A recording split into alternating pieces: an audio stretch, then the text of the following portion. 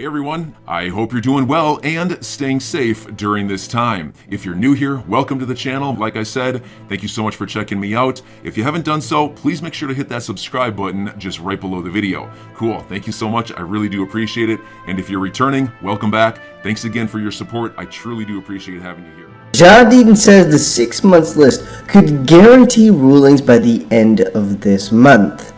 So what are we talking about here? This is critical. Listen properly. What are we talking about? Well, Judge Torres' rulings on motion to strike. This is about the Ripple v. SEC lawsuit.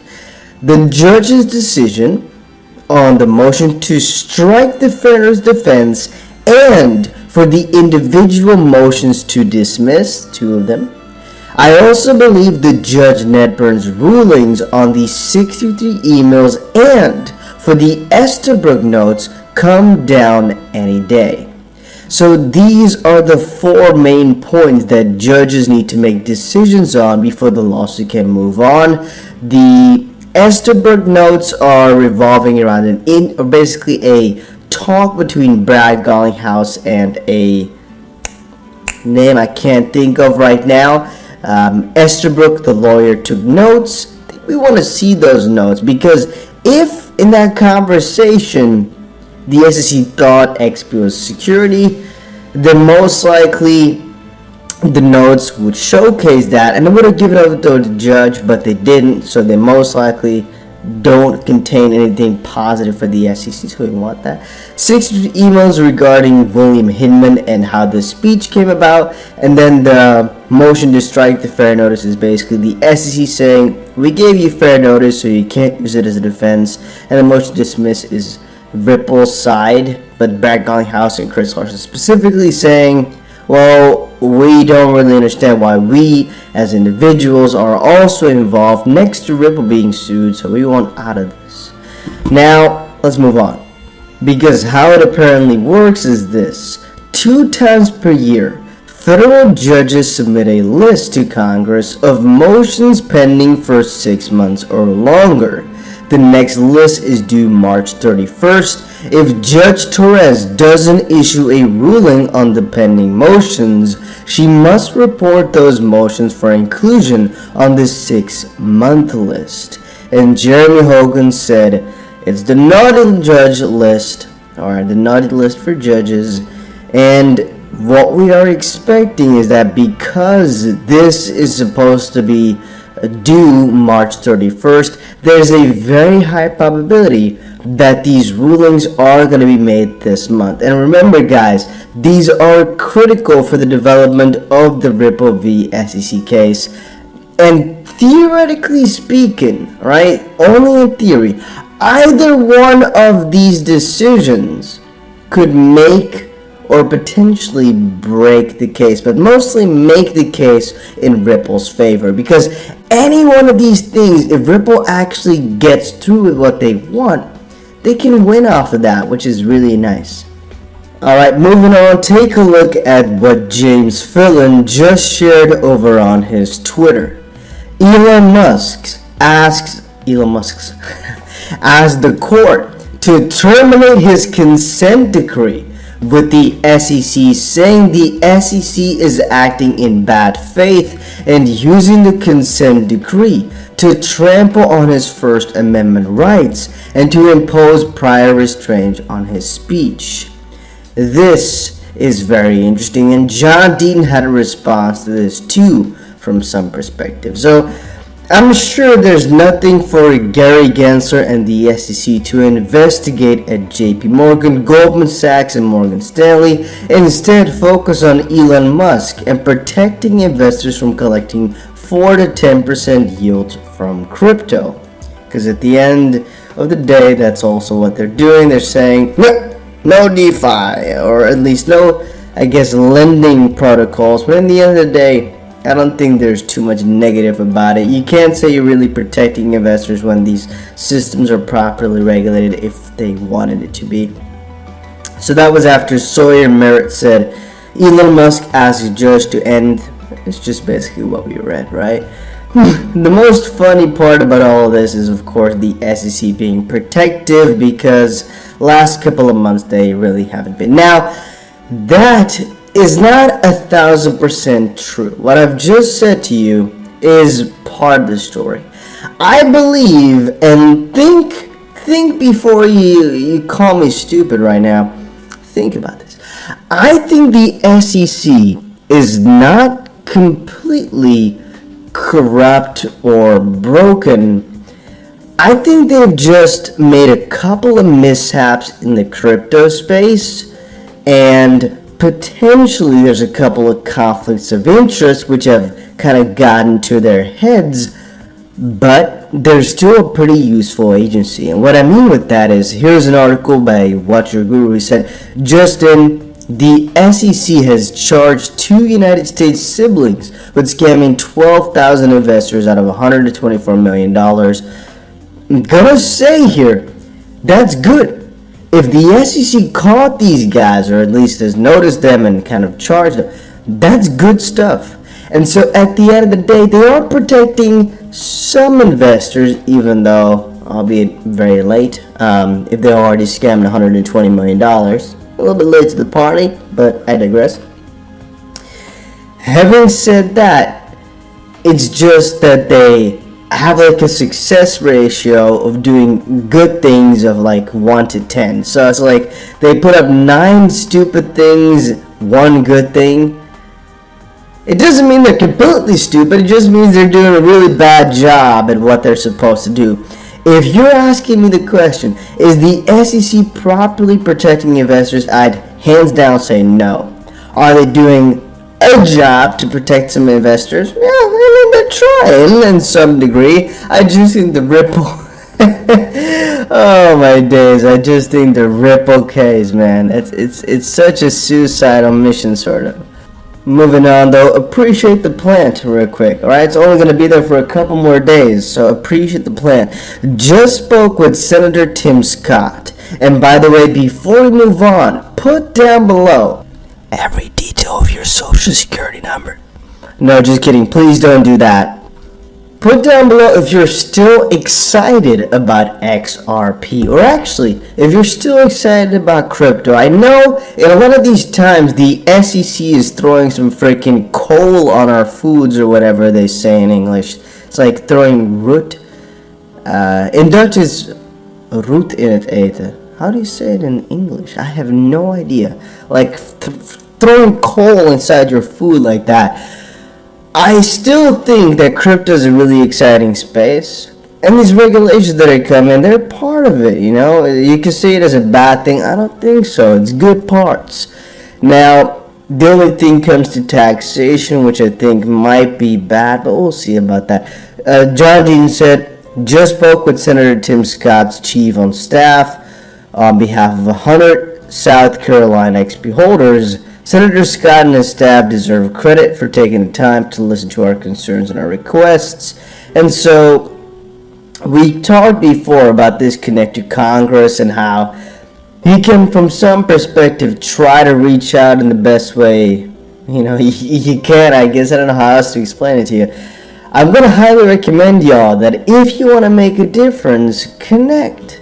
And what I mean with that is connect to Congress, explain there's some issue, explain the need to do some research at the SEC or whatnot, or again try to support John Deaton in whatever he's trying to get done here to portray that the XP community feels wronged, because I mean that's just bad. Alright, then I have a couple of funny articles. Crypto community with an 82% historical accuracy sets Bitcoin price from March 31st. Okay. Yeah, I don't believe any of this. Apparently here they're saying this is a huge community over on CoinMarketCap, I believe. Yeah. And they just vote what they think the price is going to be. They take the median, and that turns out to be $48.14 thousand per Bitcoin. Now, I'm going to do a little bit of a fun experiment. Let's see the price at the end of March, because right now I'm thinking absolutely no way. If at the end of March it really is very close to this amount, I owe him an apology. And I owe Finbold, this little website here, an apology. I'm going to go out there, shake their hands if I can, to this guy, Justinas or whatever, for, telling me the truth, the golden key to making a freaking bazillion dollars in like 3 weeks, so my bad then. But as of this point, I'm thinking, well, they're just thinking the price is going to go up by $10,000. It may not. If they've had a 60% accuracy before, I'm just thinking this means absolutely nothing. There's just 80,000 people who voted, and so they're taking the median, which is, I guess, just like a 50-50 chance either we're going to go up about $10,000 or not. I mean, I don't really know what exactly I can fetch from this, because the other estimations are also at the exact same price target over the next couple of months. I'm thinking, but whatever. I think it just showcases the median in this case here. The majority of people are bullish, but overly bullish. And since there's not that many people who are that bearish from saying Bitcoin go to zero when they're using CoinMarketCap, the bias is always towards the upside. But hey, let us see. Then, this is very cool to me. Red Bull ventures into NFTs and the metaverse with trademark filings. Now guys, before I move on, there's a link down below for Bybit. Did you know that Bybit is the official sponsor of I believe, the F1 Red Bull racing team? Now, I'm not exactly sure if they're sponsoring the Red Bull F1 specific team, or if they're just partnering with Red Bull for F1, or exactly what the partnership is called, but it's just F1 X Bybit X Red Bull, which is a very big deal, but the exchange is the one I use the most, and so for me that was also a really nice thing to see. I'm hoping to eventually go to some cool events or something like that, because I like the exchange a lot. Now, having said that, it's also a really big deal for the crypto space, for a lot of these companies to just hop on. I at first wanted to showcase more articles of companies getting into NFTs and metaverse space, but I'm thinking, no, we don't need it. Adidas and all these guys are into it already. We know it. It's nice, but it's not something I want to spend too much time in. It's just a nice step further. Another nice thing, I guess, is seeing SafeMoon, which, oh my days, a lot of you guys in the comment section were scolding me that I was not promoting this or not being excited about this, man. Happy I think I actually did buy maybe like $100 worth or so at one point. Still made me money, actually, fun fact. But I never decided to talk about it like that, because I literally thought it was a piece of garbage, like a top signal if I ever saw one. Apparently, the vice president of operations over there has decided to stop down. Good, Made a difficult but important decision to transition from my former role with SafeMoon to return to college and complete my degree. I'm extremely proud of all SafeMoon has accomplished, really, and extremely grateful for the opportunity I've played in this unique journey, really. He's proud of what SafeMoon has done. So, remind me, what exactly have they done? Because I can't really name one thing, except for being like a pump and dump. Not exactly sure what that's supposed to mean. So, isn't this kind of ironical? Oh, I'm so happy with everything I got done for y'all. Everybody's like, what exactly? He's like, yeah, I'm just so happy. I'm so happy but okay. The past year is one that I won't forget. I wonder how much he made. I kind of wonder. I don't really care about his net worth in that sense, let it be. But I kind of wonder how much money he's made from this. Was it like almost nothing? Was it a ton? I I really have no idea. I'm also not sure exactly how his role works in that. Really interesting. And then again, I didn't really know SafeMoon was still a thing. I kind of forgot about everything in that sense. Then again, no hatred towards anybody who likes SafeMoon. You do you, right? I've just been thinking for a little bit. One, I never really understood the notable features of SafeMoon except for pumping and dumping. And two, you gotta think about this properly as well, right? If, and this is a very big if, SafeMoon really is the future, why would you leave to go back to college?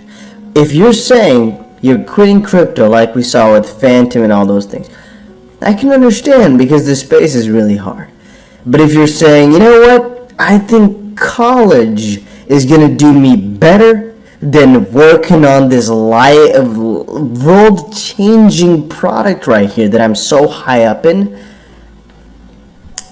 you know, I'm a little bit suspicious of that. Then again, that's just my opinion. I may be very much wrong. Maybe he thinks his college degree is worth way more to him. Maybe he's just a principal. Maybe he's made billions of dollars and he's thinking, you know what, I want to do what I love, which is, you know, studying plant biology. Maybe, you know, I can't judge. But I'm just thinking, you know, a little bit suspicious. Now, once more, because I've seen the Phantom situation recently, I'm a little bit less judgy even, because I'm thinking those guys are also working on like groundbreaking stuff, 25 protocols, and they're leaving the DeFi space purely because they're tired of it. So this guy might as well just know it's the next groundbreaking thing, but he's leaving. But I personally don't think it's actually that good. Again, just my opinion though. Emerald Crypto shared a question. Any Solana fans out there left? Kind of funny, but whenever I look at Solana, the only thing I'm seeing is people saying funny things about it, or seeing the downtime, for example. Like right here, we're seeing over the last couple of months, I'm going to say that the worst stuff was over at the end of January, and oh boy, were many people talking about this. It was crazy. But recently, it's been doing rather well, so to speak, right? It's been doing rather well, doing rather good. Can't really say too much negative about it, except when you start looking a little bit deeper. I start to look, for example, at incidents, and you're finding, okay, there's quite a lot of stuff here and there. But let me put this out there really promptly or obviously. I am a pretty big fan of Solana, and that's mostly for what they're doing, what they're building, and met the team of Solana. I like what they're doing. I like the idea, like the vision, and they're really serious about this. So honestly, guys, if I had to make a choice, I would say, for me, this is not financial advice, get some more Solana as we go down. There might be more down times and whatnot, but at the end of the day, see the longer term vision. Solana is really one that's going to stay for a long time. I'm thinking already here. It's got really great potential. And honestly, I'm thinking there could be a crazy breakout in the short term here. As whenever I speak to some of these... No, I cannot say, I don't think I can say that. Never mind. Let me just say like this. I honestly expect a couple of really great things for Solana pretty soon, and that's the main reason why I actually am getting more and more into it rather than letting go, because the outages is something definitely negative. I can't say anything good about it. If you can go down, something need to fix. And I asked Solana when I saw them, I'm like, what can I explain to the people as to why you're going down all the time? And they explained to me like, we're working on that as hard as we can, you know. And then I wanted to set something up, and unfortunately it didn't work to kind of get a little deeper into the knowledge. But I'll do that pretty shortly here when I see them again. Because I've been thinking for so long, is it worth it? Is it smart? Is it worth it? But I really think so, because of the price potential. Short term, however, I can't say too much about it. We'll just have to see. In bear market times, it's just not the best, but that's the same thing for almost any crypto out there, so I'm not the judge on that. At the end of the day, though, I am going to be holding my Solana. I do think they'll overcome the majority of hurdles we're talking about right now, and I do think the crypto will do extremely well. And again, this is just my opinion, not financial advice, though. Alright, I think we covered every article for right now. It's kind of funny. I had a completely different vision of how I wanted to make this video, but it turned out that the quick decision on the Ripple lawsuit thing just came out. I was like, oh, you know what, I'll cover that real quick. And then again, also the other side of the SEC. I don't even know who exactly was caught scamming, by the way, nor do I really care, because I hope I didn't lose money, but I don't think so. $124 million though, huh? Damn. Yeah. I don't... Never mind, I was too curious. So here it says the SEC today charged siblings John and John Tina Barksdale with defrauding thousands of retail investors out of more than $124 million through unregistered fraudulent offerings of securities involving a digital token called Ormeus coin. Never heard of this in my life, which is again another fun fact. I cover crypto every single day, and I've done that for like 6 years almost. And still, there's so many things I don't know or I've never heard of. A lot of people come back to me and say, man, did you know about this, that back in 2018? I'm thinking, I'm one of the first layers of crypto YouTubers. I definitely covered my fair share of most popular things that I don't know. That's a fun thing here. It's a $120 million scam, and I just didn't know. How could that be? How could that be? But this is another fun fact. Look at this. So, John Barksdale held road shows around the world where he and his sister Tina led the production of social media posts, YouTube videos, press releases, and other promotional materials. Complaint alleges that at the events in the produced materials and the currently on Ormeus Coin's website, the defendants falsely claimed that Ormeus Coin was supported by one of the largest crypto mining operations in the world. You know, guys, I don't know if you've used Telegram before, but I cannot use my Telegram. I get at least 7 to 15, sometimes 40 of these scam crypto mining companies that are trying to promote on my channel. And of course, I never reply to them, but it's very freaking annoying. You guys probably don't know, but if I go through my own Telegram right now, I'll see that within the last 3 hours here, I received most likely another 10 of these scam, at least I'm presuming scam type of things. Crypto mining and mining operators and whatnot are not a bad thing. And there's actually a couple of guys that I know from way back in the Netherlands that run some very big mining, like warehouses or so, like operations.